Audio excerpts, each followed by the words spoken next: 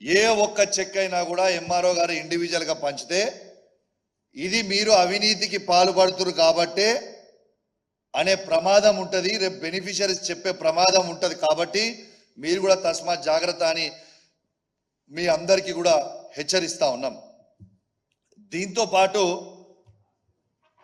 పొన్నం ప్రభాకర్ గారి ఒక breaking news, legal నోటీసులు ఫ్లై యాష్ స్కామ్లా మేము కౌశిక్ రెడ్డి గారికి పంపించినాము, జోగిన్పల్లి సంతోష్ రావు గారికి పంపించినాము, టీ న్యూస్కి పంపించినాము, నమస్తే తెలంగాణకు పంపిస్తున్నాము అని ఫ్లాష్ న్యూస్ అని చెప్తున్నాం.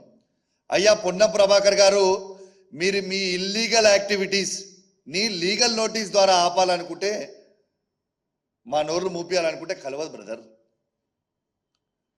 నీ లీగల్ నోటీస్కి బరాబర్ మా లీగల్ టీం నీకు బరాబర్ జవాబు చెప్తాం. నేను ఒకటే ఛాలెంజ్ విసురుతా ఉన్నా పొన్నం ప్రభాకర్ గారికి,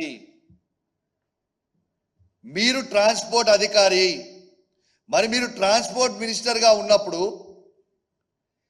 ఓవర్లోడ్ లారీస్ పోవచ్చా? నేను ఒక బాధ్యత కలిగిన శాసనసభ్యునిగా రెడ్ హ్యాండెడ్గా లారీని పట్టుకొని దాంట్లో పోతున్న వెయిటేజ్ని, దాంట్లో వే బిల్ అవసరం లేదు అని కొన్ని మాట్లాడుతున్నాను.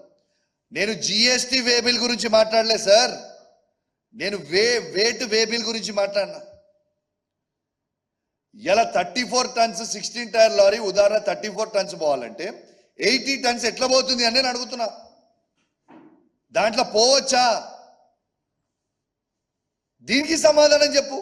ఇవాళ దాకా నువ్వు ట్రాన్స్పోర్ట్ మినిస్టర్గా ఉండి ఇవాళ వరకు ఈవెన్ టుడే నేను మీడియా ఛానళ్ళని కూడా రిక్వెస్ట్ చేస్తున్నా, మొత్తము రాష్ట్ర వ్యాప్తంగా మీ రిపోర్టర్స్ ఉంటారు, మీరు ఇవాళ కూడా ఈవెన్ ఈ మినిట్ కూడా రామగుండం నుంచి ఖమ్మం వరకు మీరు రిపోర్టర్స్ని ఒక్కసారి అందరినీ రోడ్డు మీదకి రమ్మని చెప్పండి. ఇప్పటికి కూడా ఈవెన్ నేను ఇంత పెద్ద అలిగేషన్ చేసిన తర్వాత కూడా ఇవాళ కూడా బండ్లు అట్లనే పోతున్నాయి. మరి పోవచ్చా బండ్లు? ఓవర్లోడ్ పోవచ్చా? దీనికి జవాబు చెప్పండి నాకు కావాల్సింది. రోడ్లు పాడవుతున్నాయి, ఇలా ఫ్లై యాష్ కింద పడి ప్రజల ప్రాణాలు పోతున్నాయి. మరి అదెందుకు ఆపుతలేరు మీరు? సరే మీకు ఇంట్రెస్టే లేదనుకుందాం, మీది ఏమీ లేదనుకుందాం, మరి ఏది లేకపోతే ఓవర్లోడ్ బండ్లు ఇప్పటివరకు ఎందుకు ఆపుతలేరు? Even now why are you not stopping? దీనికి నాకు జవాబు చెప్పాలి. నేను ఈ మీడియా ద్వారా పొన్నం ప్రభాకర్ గారికి నేను సవాల్ విసురుతున్నా. నాకు తెలుసు పొన్నం ప్రభాకర్ గారు మీరు తిరుపతి వెంకటేశ్వర స్వామిని బాగా నమ్ముతారని నాకు తెలుసు. నేను కూడా తిరుపతి వెంకటేశ్వర స్వామిని బాగా నమ్ముతా. అపోలోలో టిటిడి టెంపుల్ తిరుపతి వెంకటేశ్వర స్వామిది ఉన్నది. వెనస్డే రోజు మీకు మరీ రేపే టైం పెడితే ఇమీడియట్గా మీకు రెస్పాండ్ అయ్యే టైం లేకపోవచ్చు, కాబట్టి మీకు 2 days ప్రియర్ చెప్తున్నా.